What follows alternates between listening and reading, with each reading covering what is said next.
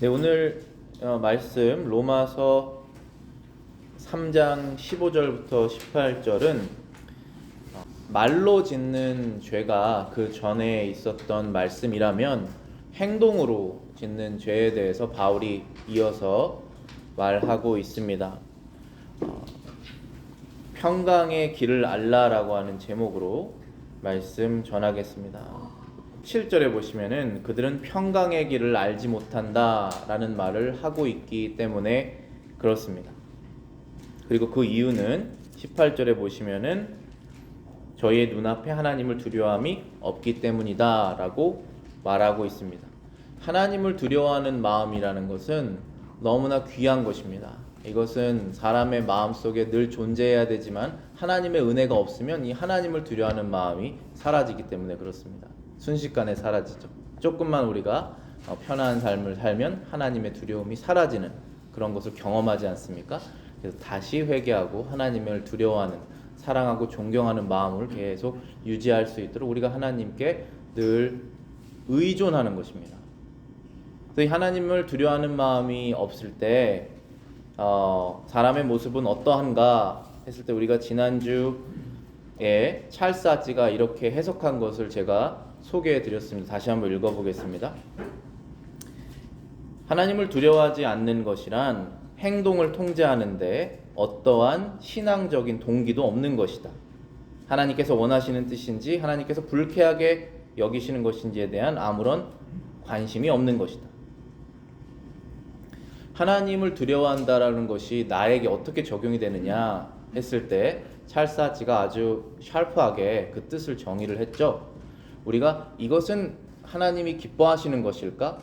이것은 하나님께서 불쾌하시는 것일까? 라고 하는 생각으로 우리의 말과 행동과 계획을 통제한다는 것입니다. 그러니까 통제가 꽉 이렇게 억압한다는 것이 아니라 찰스 아찌는 government라는 말을 썼는데 관리한다는 것입니다.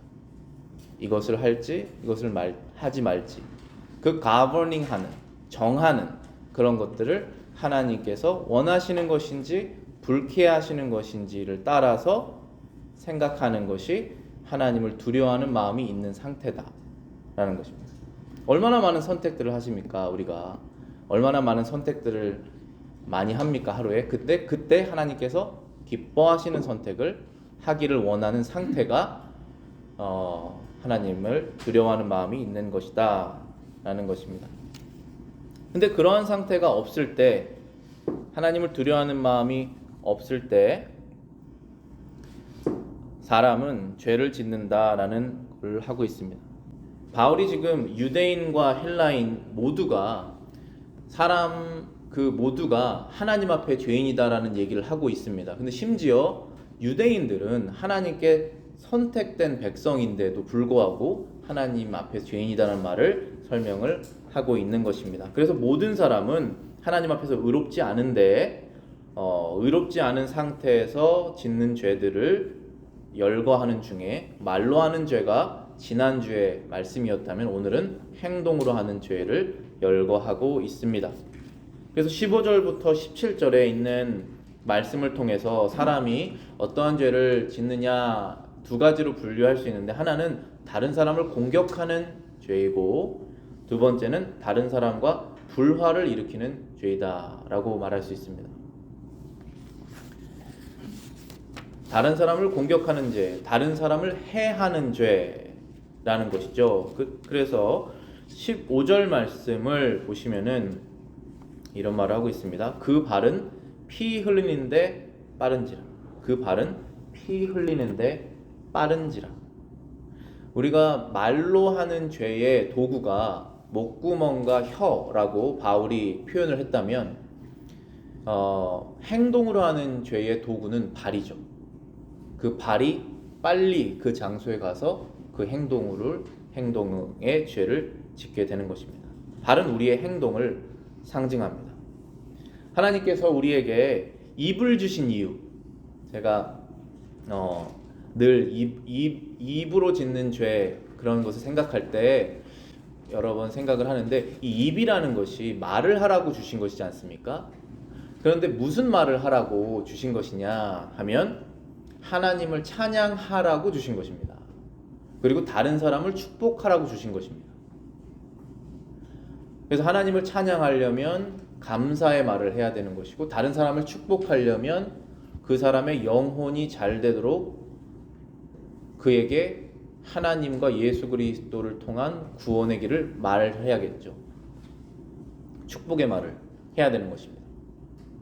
그것이 우리에게 입을 주신 이유라면 발을 주신 이유도 똑같은 것이죠. 발을 주신 이유는 하나님과 이웃을 위해서 유익을 주라고, 이 일을 하라고 주신 것입니다. 그러나 악인들은 하나님을 두려워하는 마음이 없기 때문에 자신이 발을 갖고 있는 그 목적에 관심이 없다는 것입니다. 하나님에 대한 관심이 없다는 것입니다. 그래서 안타깝게도, 너무나 슬프게도 그 하나님께 주시는 이 발을 가지고 이웃을 해하는 데 사용한다는 것입니다. 하나님의 은혜가 없을 때 그렇게 사용할 수밖에 없다는 것입니다. 매튜 헨리는 이 구절을 이렇게 해석합니다. 악한 일을 꾀하는 데는 약삭 빠르며 그러한 기회를 포착하려고 만반의 준비를 다 하고 있다는 말이다. 그 발은 피 흘리는데 빠른지라라는 것은 그 생각으로 계획을 빨리 하고 실제로 행동을 빨리 옮긴다는 것입니다. 어떠한 일을 한다는 것이죠? 하나님의 뜻과 반대되는 것들을 한다는 것입니다. 우리가 오늘 잠언 1장을 읽었습니다. 거기에 10절에 솔로몬이 이렇게 우리에게 지혜의 말을 합니다. 내 아들아, 악한 자가 너를 꾀일지라도 따르지 말라. 그리고 15절에 같은 말씀을 하십니다. 같은 내용의 경고죠. 내 아들아, 그들과 함께 길에 다니지 말라. 내 발을 금하여 그 길을 밟지 말라. 대저 그 발은 악으로 달려가며 피를 흘리는데 빠름이라. 하나님을 두려워하는 마음이 사라질 때 사람은 뭐를 잃게 되느냐 하면은 하나님의 심판에 대한 두려움을 상실하게 됩니다. 그러면서 본래 하나님께서 의를 행하라는 목적을 가지고 우리의 몸을 주시고 발을 주셨는데 그것을 가지고 오히려 하나님께서 미워하시는 악을 행하는 데 사용한다는 것입니다. 죄 없는 사람들의 피를 흘리게 하는 악을 행하는 것에 대한 아무런 하나님에 대한 두려움을 느끼지 못하는 데까지 간다는 것입니다. 그것은 너무나 안타까운 것이 힘이 커지면 커질수록, 권력이 커지면 커질수록, 부가 증가하면 증가할수록, 개인의 능력이 증가하면 증가할수록 그러한 일을 더 많이 하게 된다는 것입니다. 그것이 사람의 하나님을 두려워하지 않는 마음의 상태다라고 말하고 있습니다. 매튜 헨리는 이 악인의 삶의 목표와 행동이 악한 이유가 하나님을 두려워하지 않기 때문이다 라고 말하고 있습니다. 그것이 18절에 나와 있는 내용이죠. 바울이 우리에게 증거하고 있습니다. 이 모든 일들의 원인은 저희 눈앞에 하나님을 두려워함이 없기 때문이다 라고 말합니다. 하나님 경외가 여기에서는 실제 종교의 전부로 묘사되고 있다라고 매튜 헨리는 말합니다. 곧 하나님의 말씀과 뜻을 무서워할 줄을 알고 신중하게 여기며 하나님의 영광과 존귀를 우리 지상의 최대 목표로 삼는 것, 그것이 바로 하나님을 두려워하는 것이다 라는 것입니다. 그러나 악한 자들의 눈에는 이러한 것이 보이지 않는다. 곧 이들은 이러한 인생의 노를 필요하지 않고 스스로 설정한 다른 목표를 향해 다른 규범을 따른다는 이야기다. 사람에겐 다 목표가 있습니다. 그런데 하나님께서 하나님의 백성들을 선택하셔서 새로운 목표를 주시죠. 그 목표는 내 인생을 통해서 하나님의 영광이, 하나님께서 살아계시다는 것이, 하나님께서 거룩하시다는 것을 드러내는 것이 우리의 목표입니다. 그런데 하나님을 두려워하는 마음이 없을 때는 그러한 목표가 없죠. 상실됩니다. 원래 없는 상태죠. 그렇기 때문에 자신의 목표를 향해서 열심히 살아가지만 그 목표 안에는 하나님이 없다라는 것입니다. 그래서 인생은 노력이 필요하지 않습니까? 우리가 삶을 살려면 노력이 필요한데 그 노력의 어떠한 부분도 하나님의 영광을 위해서 쓰지 않는다는 것입니다. 그것이 하나님을 두려워하는 마음이 없는 우리의 상태입니다. 그런데 우리가 두려워하는 마음이 생겼을 때는 다시 우리의 마음을 고쳐서 우리의 노력을 더 많이, 최대한 많이 하나님의 영광을 위해서 쓰게 된다는 것입니다.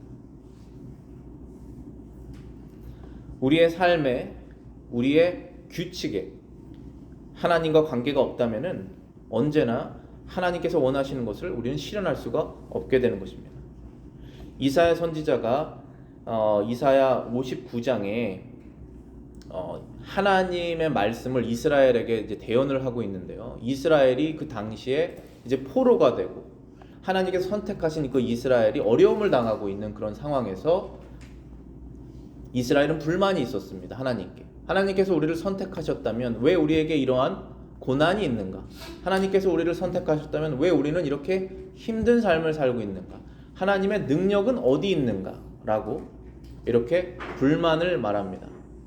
그때 하나님께서 이사야 선지자를 통해서 이스라엘에게 대언을 하십니다. 말씀을 전해주신 거죠. 그게 선지자의 역할이지 않습니까? 이사야 59장 1절에 이렇게 이사야가 이스라엘에게 얘기를 합니다. 여호와의 손이 짧아 구원하지 못하심도 아니요 귀가 둔하여 듣지 못하심도 아니라. 다 듣고 계신다는 것이죠. 이스라엘의 불만을 다 듣고 계시고 그들의 고난의 어려움 소리를 다 듣고 계신다는 것입니다. 그리고 하나님의 손이 짧아서 능력이 부족해서 구원하지 못하는 것이 아니다 라고 말씀하고 계시는 것입니다. 2절에 뭐라고 말씀하시냐면은 오직 너희 죄악이 너희와 너희 하나님 사이를 갈라놓았다. 너희 죄가 그의 얼굴을 가리어서 너희에게서 듣지 않게 함이니라. 이는 너희 손에 피가 있고 너희 손가락이 죄악에 더러워졌으며 너희 입술은 거짓을 말하며 너희 혀는 악독을 내밀어 라고 했습니다. 즉 이스라엘 사람들의 하나님을 두려워하는 마음, 사랑하는 마음, 하나님의 율법에서 떠나서 그들의 입에는 거짓이 있고 그들의 손에는 피 흘리는 것이 있어서 하나님께서 그들의 기도를 듣지 않으신다. 하나님의 능력은 충분하시지만 구원의 능력을 행사하시지 않는다. 기도를 응답하시지 않는다 라고 말씀하시는 것입니다. 이사야는 하나님께서 그의 얼굴을 가리셨다 라는 표현을 썼습니다. 우리가 맑은 날을 나가보면 태양이 아주 밝게 빛나면 따뜻한 그런 온기를 느끼고 모든 것이 밝게 보이지만 구름이 오면 하나도 보이지 않죠. 모든 것이 어두워지고 하나님께서 얼굴을 스스로 가리셨다는 것입니다. 이스라엘의 죄 때문에.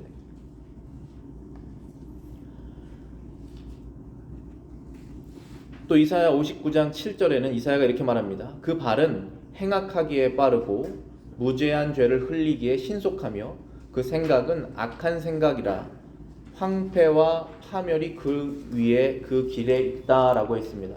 분명히 사도 바울이 지금 로마서 3장 15절, 16절을 구약 성경에서 분명히 인용을 했을 것입니다. 그 전에도 계속 시편 말씀을 인용했기 때문에. 근데 여기 그 발은 피 흘리는데 빠른지라 파멸과 고생이 그 길에 있어라고 하는 이런 표현이 구약 성경에 굉장히 많이 나오기 때문에 정확하게 어디를 인용했는지는 알 수 없지만 이사야 59장 7절 말씀이 굉장히 비슷한 말씀이 있습니다. 그 발은 행악하기에 빠르고 무죄한 피를 흘리기에 신속하다. 그 생각은 악한 생각이라 황폐와 파멸이 그 길에 있다. 이스라엘의 삶이 그랬죠. 황폐와 파멸이 그 길에 있었습니다. 그의 인생 가운데 늘 황폐와 파멸이 따라다녔습니다. 왜냐하면 그들은 하나님을 두려워하는 마음이 사라졌기 때문에 그런 것입니다. 이스라엘은 하나님께 선택하셔서 너는 나의 소유이니 이 하나님 나의 말씀을 따라서 살아라. 세상 사람들 이방인들은 다 그렇게 살지 않지만 너는 그렇게 살아라고 선택하셨는데 그 말씀을 무시하고 이방인하고 똑같이 살기 때문에 이방인처럼 대접하셨다는 것입니다. 기도를 응답하시지 않았다는 것이죠. 파멸과 황폐가 그의 인생 가운데 있게 하셨다는 것입니다. 지금 우리 그리스도인들이 이스라엘 사람들과 공통점이 많이 있지 않습니까? 이스라엘 사람들이 하나님께서 선택하신 백성이라면 우리도 하나님께서 선택하신, 그리스도 안에서 선택하신 백성입니다. 이스라엘 사람들이 성전을 갖고 있었고 성경을 갖고 있었습니다. 그 이방인들은 아무도 갖고 있지 않았죠. 지금 그리스도인들도 똑같죠. 교회를 가지고 있고 예배를 가지고 있고 성경을 가지고 있습니다. 우리의 손에. 그러나 만약에 우리가 이스라엘 백성들처럼 가지고 있지만 그것을 사용하지 않고, 가지고 있지만 우리 인생에 적용하지 않고 하나님을 두려워하는 마음이 사라진다면, 이스라엘 백성들처럼, 그럼 우리도 똑같은 하나님으로부터 똑같은 대접을 받게 될 수 있다라는 것입니다. 우리의 발을 통해서 하나님께 영광을 돌리는 일을 하고 이웃에 유익을 주는 일을 해야 되는 우리가 오히려 이방인들과 똑같이 하나님의 영광과 관련 없는 일을 하고, 그리고 이웃을 해하는 일을 하는 데까지 나아갈 수 있다라는 것입니다. 그렇게 될 수 있다라는 것입니다. 우리의 행동으로 할 수 있는 짓는 죄가 15절 말씀에 그 발을 피 흘리는데 빠르다, 파멸이 있다라는 것으로 다른 사람을 해하는 것이다 라는 그런 특성을 말하고 있습니다. 근데 두 번째, 우리의 행동으로 할 수 있는 그런 죄는 불화를 만드는 것이다 라고 해석할 수 있습니다. 이게 파멸과 고생이 그 길에 있어 평강의 길을 알지 못한다라고 했기 때문에 그렇습니다. 평강, 평화죠. 평화의 길을 알지 못하고 그가 가는 곳에 파멸과 고생이 있다라는 것입니다. 오늘 우리가 읽은 잠언 1장 18절에 이렇게 말씀하고 있습니다. 그들이 가만히 엎드림은 자기의 피를 흘릴 뿐이요 숨어 기다림은 자기의 생명을 해할 뿐이다. 그리고 오늘 16절에 파멸과 고생이 그 길에 있다라고 했습니다. 그러니까 이것은 다른 사람을 파멸하고 고생시키려고 하는 그러한 마음으로 행동을 하지만 결국은 자기 자신이 파멸하고 고생한다는 말을 하고 있는 것이죠. 그렇지만 두 가지 답니다. 다른 사람을 파멸하고 고생시키는 곳으로 처하게 만들고 나 자신 때문에, 그리고 나도 그렇게 해야 된다는 얘기를 하고 있는 것이죠. 하나님을 두려워하는 마음이 없을 때 나의 모든 에너지를 가지고 하나님께서 원하시지 않는 행동을 할 때 그렇게 된다는 것입니다. 매튜 헨리가 이렇게 해석합니다. 그들이 어디를 가든 파멸과 고생이 따른다. 파멸과 고생은 그들의 친구다. 곧 하나님의 백성들과 자기들이 사는 사회의 이웃, 그들의 나라, 민족, 마침내는 본인들에게 스스로 파멸과 비참이 따르고 만다. 그들의 종착역에 기다리고 있는 파멸과 비참, 죽음이야말로 이 모든 것의 끝장이지만 이 외에도 그들의 죄가 바로 자신들의 처벌이다. 우리가 예수님을 믿는 이유는 우리가 사슬에 매여 있었던 이 죄에서 이 사슬을 끊고 거룩한 삶으로 나아가기 원해서 예수님을 믿는 것입니다. 어떠한 사슬을 끊고 싶으냐 하면 바로 이것이죠. 우리의 행동으로 파멸과 고생을 가져오는 그 삶을 끊고 싶은 것입니다. 내가 존재함으로 인해서, 그 그룹에 들어감으로 인해서 불화가 생기는 그것을 끊고 싶은 것입니다. 어떻게 끊을 수 있습니까? 우리는 그리스도의 능력으로 끊을 수 있는 것입니다. 하나님을 두려워하는 마음이 생겼을 때 나 자신을 위해서 살아가는 것이 가장 밑으로 내려가고 하나님의 영광을 위해서 사는 것이 가장 위로 올라가고, 그리고 이웃을 위해 살아가는 것이 두 번째로 자리 잡을 때 비로소 우리는 다른 사람들에게 불화를 만들지 않는 사람이 될 수 있습니다. 그것은 그리스도께서 우리에게 주시는 능력입니다. 박윤선 박사가 이렇게 해석합니다. 이것은 그들이 가는 곳마다 남들에게 패망과 곤고를 끼쳐준다는 의미이다. 그들이 평화의 길을 알지 못했고 포악과 잔인을 일삼기 때문이다. 자타에게 평화를 주는 길을 알지 못한다. 하나님을 두려워하지 않을 때 우리의 마음에 가득 차 있는 것은 우리 자신의 문제로만 차 있습니다. 우리 자신의 이득을 위해서만 살 수밖에 없는 것입니다. 그런 삶에는 평강이 있을 수 없습니다. 그래서 우리는 이웃과 문제가 생기는 것입니다. 바울이 유대인도 헬라인도 모두 다 하나님께 죄인이기 때문에 예수 그리스도를 통해서 다 구원을 받아야 된다 라고 말했을 때 행동으로 짓는 죄가 이러한 것인데, 그 이유는 그들이 평강의 길을 알지 못한다, 그들이 모른다 라고 말했습니다. 매튜 헨네가 이렇게 해석합니다. 그들은 어떻게 하면 타인과 평화롭게 사는지, 또 스스로 어떻게 하면 평화를 얻는지 전혀 모른다. 그들이 평화를 입으로는 말할 수 있으나 그러나 그 평화는 악마의 궁전에나 있는 것이고, 진정한 평화에 대해서는 이들은 철저한 이방인이다. 자, 여기에서 제가 꽤 순화해서 말했습니다. 이 매튜 헨네의 말을. 여기에서 제일 중요한 그 문구는 철저한 이방인이라고 하는 말이라고 생각해요. 이 진정한 평화를 모르면 말로는 평화를 말할 수 있지만 진정한 평화를 모르는 것입니다. 그래서 제가 아이들에게 컬러링 페이지를 줬을 때 이사야 9장 6절 말씀에 예수님께서 평화의 왕이시다, 프린스 오브 피스라는 그 말을 준 것이, 사람이 예수님을 알지 못했을 때는 거짓 평화를 추구한다는 것이죠. 왜냐하면 진정한 평화를 알지 못하기 때문에 그렇습니다. 예수님을 모르기 때문에, 그분이 누구신지를 모르고 무엇을 하셨는지를 모르고 나에게 무엇을 하셨는지를 모르기 때문에 평화를 추구할 수 없다는 것입니다. 그래서 이들은 철저한 이방인이다, 평화에 관해서는 라고 말하고 있는 것입니다. 성경은 항상 하나님의 백성과 이방인, 이 두 가지로 구분을 합니다. 사람은 여러 가지 구분을 하죠. 이 사람은 뭐 어떻게 생긴 사람, 인종으로 구분할 수도 있고, 사회적 계층으로 구분할 수도 있고, 이 사람은 뭘 잘하는 사람, 못하는 사람, 이렇게 구분할 수 있지만 성경은 항상 사람을 두 가지로 구분합니다. 하나님의 백성이냐, 이방인이냐, 이스라엘이냐, 이방인이냐, 그리스도 안에 있느냐, 그리스도 밖에 있느냐. 그리스도 안에 있는 사람들이 하나님의 백성이고, 그 사람들은 평화에 관해서 이방인이 아닙니다. 이제는 평화를 알게 되었습니다. 그렇지만 그리스도를 알지 못하면 평화에 관해서 철저한 이방인입니다. 그래서 진정한 평화를 그의 삶 속에서 이룩할 수 없습니다.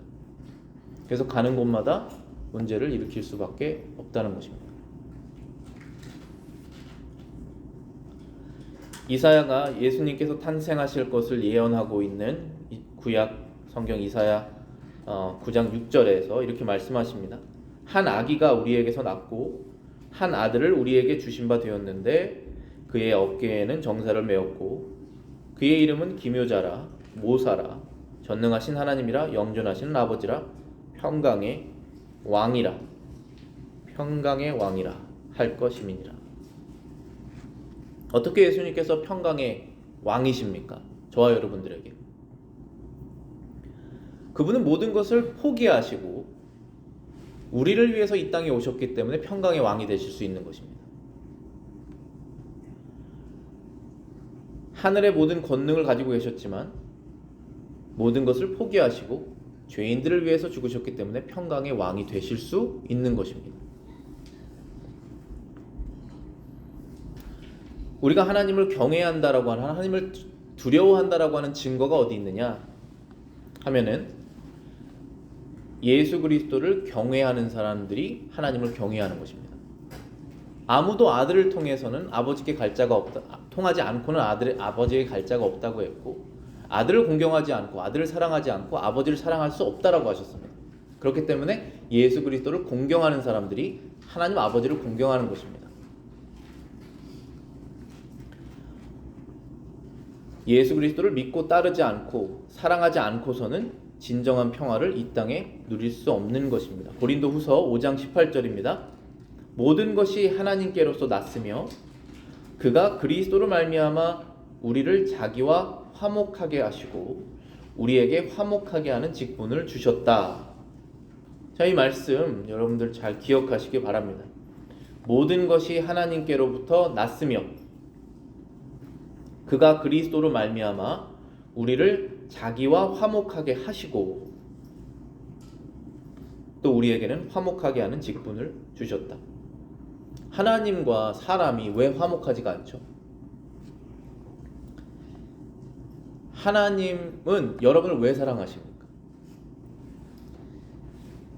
첫 번째 답은 하나님은 사람은 하나님과 화목하지 않은 이유는 우리가 죄를 짓기 때문에 화목하지 않죠. 한 가지 죄를 지어도 화목하지 않습니다. 근데 하나님께서 우리를 사랑하시는 이유는 우리를 죄 안 지은 사람처럼 여겨주시기 때문에 그런 것입니다. 그래야 진정한 화목이죠. 거짓으로 꾸며낸 가장한 프리텐드 한 그러한 화목이 아니라 정말로 화목한 아무런 껄끄러움이 없는 그 관계라는 것을 저희가 지금 믿는 것 아니겠습니까? 하나님과의 우리의 관계. 그것은 예수님을 통해서만 가능하다는 것이죠. 왜냐하면 그분께서 우리의 죄를 씻으셨으니까. 무엇을 씻으셨습니까? 십자가에서 흘리신 피로 씻으셨으니까. 그래서 화목하게 된 것입니다. 그게 고린도후서 5장 18절 초반부 말씀이죠. 그리스도로 말미암아 우리를 자기와 화목하게 하셨다. 그 다음에 거기서 끝나면 안 됩니다. 우리가 또 우리에게 화목하게 하는 직분을 주셨다. 우리가 늘 가는 곳마다 불화를 일으키는 사람인데 이제는 화목하게 하는 사람이 됐다는 것입니다. 어떻게 될 수 있습니까? 우리가 하나님과 화목하게 된 그 방법대로 다른 사람을 화목하게 만들 수 있는 것입니다. 그것은 죄 용서가 있죠. 죄 용서가 있어야지 화목이 있는 것이지 않습니까? 용서가 없으면 화목이 없죠. 그러나 용서가 있으면 화목이 있는 것입니다. 마태복음 5장 9절에 예수님께서 말씀하십니다. 화평하게 하는 자는 복이 있나니 그들이 하나님의 아들이라 일컬음을 받을 것이요. 화평하게 하는 자는 복이 있나니 그들이 하나님의 아들이라 일컬음을 받을 것이요. 예수님께서 산상수훈 말씀 중에 우리가 하나님의 자녀로서 일컬음을 받으려면 화평하게 해야 된다는 것입니다.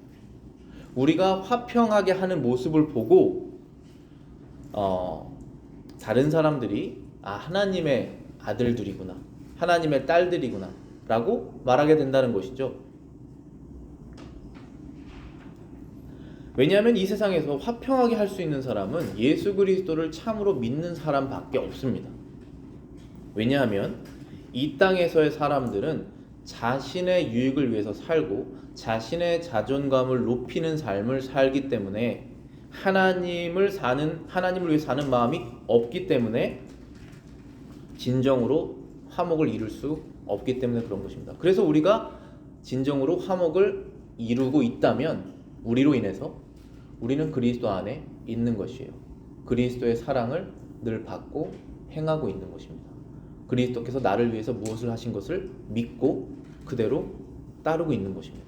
그때 우리는 가는 곳마다 화목하게 할 수 있는 것입니다. 원수가 화해될 수 있게 되는 것입니다. 내가 원수 맺는 그 삶이 끝나는 것입니다. 심지어 하나님과의 원수도 끝났습니다. 우리가 원래는 하나님과의 원수였잖아요. 우리가 원수 되었을 때 하나님께서 우리를 사랑하셔서 하나님의 아들을 보내셨다라고 말씀하셨지 않습니까? 원수 맺은 것을 한 번이라도 해결을 해봐야지 그것이 화목으로 일어나갈 수 있는 것입니다. 그 경험이 있어야지. 하나님으로부터 사랑을 받고 예수 그리스도를 통해서 내가 하나님과 원수였던 것이었구나라는 걸 깨닫고 근데 이젠 아니구나라는 것을 경험을 해봐야지 실제로 원수인 사람들의 그 사이에서 화목하게 할 수 있는 것입니다. 무조건적인 사랑과 용서를 그들에게 가르쳐 줄 수 있기 때문에 나도 그것을 행할 수 있기 때문에 그것은 그리스도 안에 없을 때에는 불가능합니다. 그래서 예수님께서 말씀하신 것입니다. 화평하게 하는 자는 복이 있나니 그들이 하나님의 아들이라 일컬음을 받을 것이다.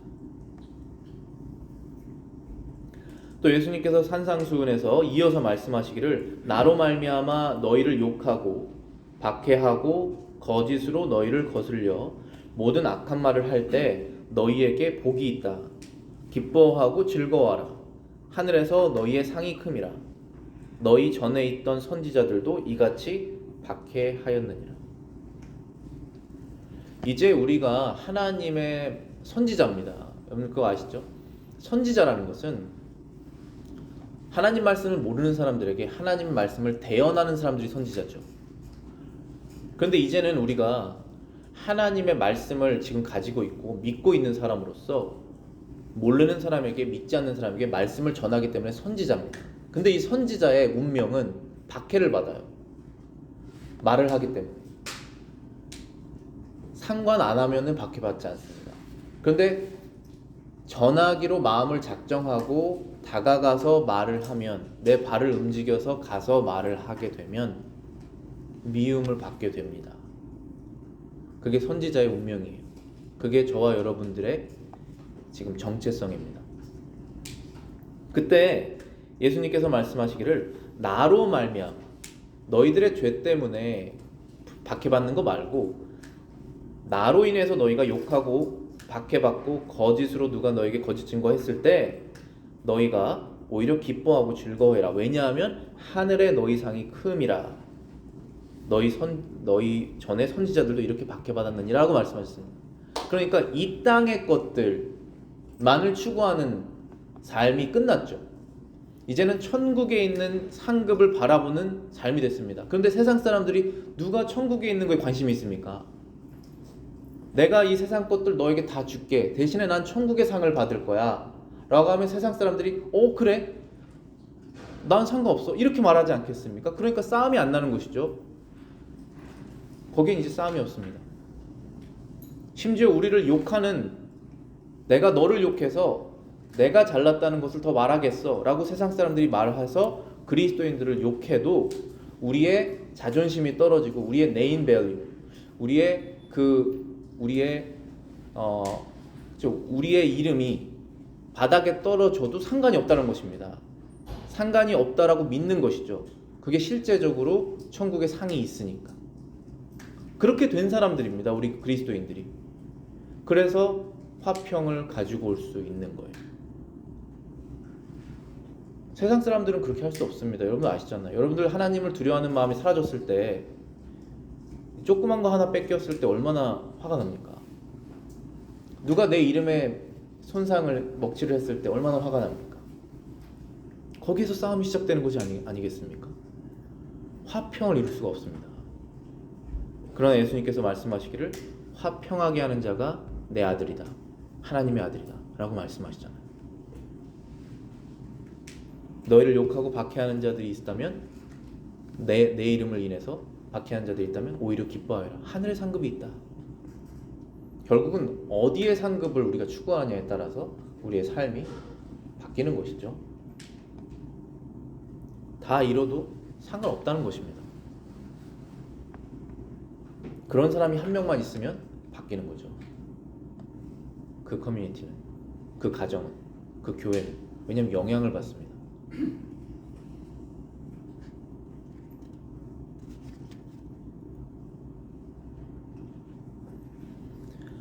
이사야 선지자가 이사야 59장에서 이렇게 결론을 짓습니다. 이스라엘 백성들이 하나님의 백성이었는데 하나님 말씀을 사랑하지 않죠. 이방인들과 똑같이 우상 숭배하면서 이 땅의 것들 추구하면서 삽니다. 그래서 이제 소망이 없어요. 왜냐하면은 불만을 가져도 하나님이 응답을 안 하시거든요. 귀를 막으십니다. 얼굴을 돌리십니다. 이스라엘 백성들이 그런데 어떻게 변화되죠? 하나님께서 결국은 구원하시거든요. 이스라엘 백성을 어떻게 구원하시냐면은 직접 하십니다. 이스라엘 백성 스스로는 소망이 없어요. 하나님께서 직접 찾아오셔서 그들 마음속에 하나님의 율법을 새기십니다. 그들의 입에 하나님의 말씀을 말하는 사람으로 바꾸세요. 그러면서 구원이 찾아옵니다. 그게 이제 이사야 59장 20절부터 21절 말씀입니다. 여호와의 말씀이니라. 구속자가 시온에 임하며 야곱의 자손 가운데서 죄과를 떠나는 자에게 이 말이라. 여호와께서 구원자를 보내신다는 것이죠. 이스라엘에, 예루살렘에. 여호와께서 이르시되 내가 그들과 세운 나의 언약이 이러하니 곧 내 위에 있는 나의 영과 내 입에 둔 나의 말이 이제부터 영원하도록 내 입에서와 내 후손의 입에서와 내 후손의 후손의 입에서 떠나지 아니하리라 하시니라. 여호와의 말씀이니라. 하나님께서 언약을 맺으셨습니다. 아브라함과. 무슨 언약이죠? 영원히 내가 너의 하나님이 될 것이다. 그러면 그 사람이 하나님의 자녀라는 것이 어떻게 증명이 됩니까? 뭐가 다릅니까? 이방인하고 하나님의 말씀을 사모하는 것이죠. 하나님의 말씀이 자기 삶의 기준이 된 것이죠. 그거 누가 할 수 있습니까? 가르쳐 준다고 됩니까? 그게 하나님께서 직접 하시는 것입니다. 그것을.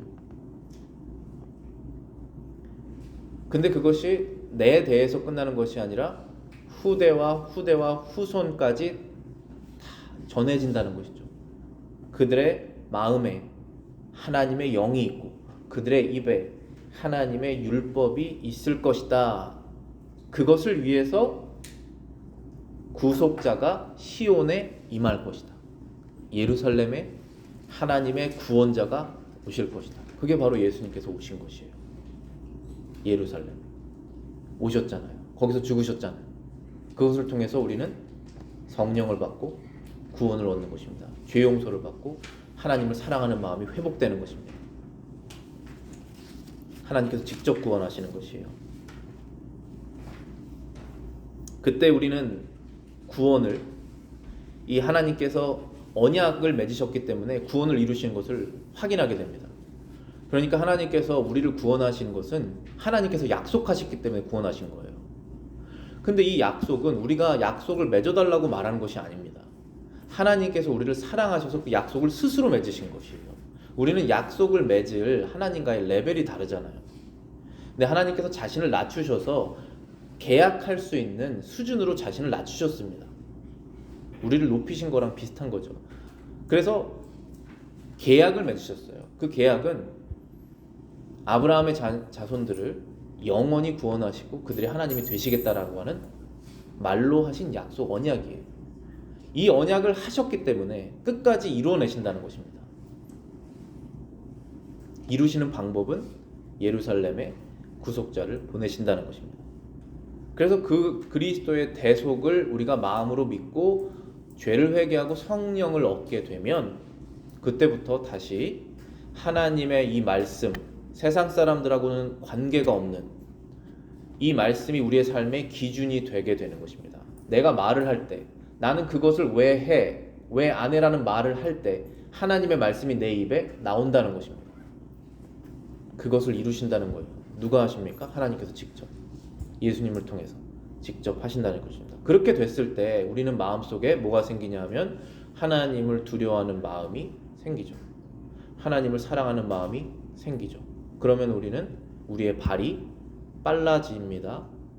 피 흘리는데, 불화를 만드는데, 사람을 해하는데 빠른 것이 아니라 하나님의 일을 하는데 빨라집니다. 다른 사람의 유익을 위해서 일하는데 빨라집니다. 내 시간을 조절하게 되죠. 내 마음이 바뀌는 것입니다. 화평을 이루는 사람으로 바뀌는 것이에요. 그것은 오직 하나님만 하실 수 있는 일입니다. 누구를 통해서 하십니까? 하나님의 아들을 통해서 하시는 것입니다. 무엇을 통해서 하십니까? 우리가 하나님의 아들을 믿는 그 믿음을 통해서만 하시는 것입니다. 그래서 우리가 이 말씀을 통해서 몇 가지를 기억해야 될 것은 하나님을 두려워하는 마음을 가지고 행동해야 된다는 것입니다. 하나님을 영화롭게 하는 일, 이웃에게 유익을 되는 일에 우리의 행동을 하자, 빨리 하자 라는 것입니다. 적극적으로 하자. 두 번째는 가는 곳마다 평화를 이루자. 하나님의 자녀로서 천국을 상속받을 자기 때문에 이 땅에 있는 것들을 가볍게 여기고 가치 없게 여기고 천국에 있는 것을 상급을 바라면서 우리는 삽니다. 살아야 됩니다. 그럼 화평이 분명히 이룰 것입니다. 왜냐하면 여러분들은 세상 사람과 다르기 때문에 그런 것입니다. 우리가 값없이 그리스도에게 죄 용서 받았다는 사실 기억하여서 우리에게 원수된 사람들, 우리를 불편하게 하는 사람들에게 우리는 용서할 수 있습니다. 세상 사람이 할 수 없는 일이죠. 우리는 그리스도에게 용서받아서 용서할 수 있습니다. 예수님께서 천국에 있는 것들을 버리고 이 땅에 오신 것 기억해서 우리도 다른 사람을 섬기는 사람이 될 수 있습니다. 가는 곳마다 평강을 이룰 수 있습니다. 오늘 이 말씀을 들으시고 여러분의 마음속에 하나님을 두려워하는 마음 다시 회복되시고 또 이러한 결심들을 하시는 여러분들에게 하나님께서 늘 함께 하셔서 여러분의 말과 행동의 주인이 되셔서 여러분의 생활을 바꾸실 것을 믿습니다. 기도하시겠습니다.